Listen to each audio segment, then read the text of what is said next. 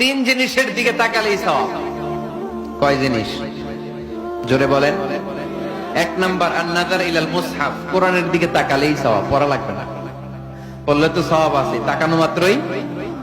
দুই নাম্বার আন-নাযার ইলা ওয়াজহিল ওয়ালিদাইন, মা বাবার চেহারা,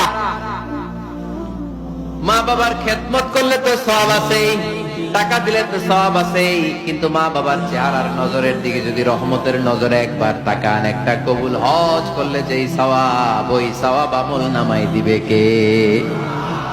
মা বাবা এমন জিনিস আমরা চিনলাম না।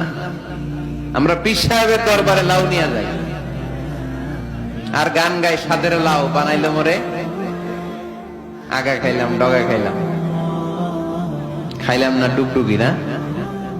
তো কই লাউ নিয়ে যান আপনি, কই হাদিয়া নিয়ে যান? আসল পীর সাহেব তো আপনার ঘরে। আপনার আব্বা সবচেয়ে বড় পীর সাহেব, আপনার আম্মা জান আপনার জন্য সবচেয়ে বড় পীর সাহেব।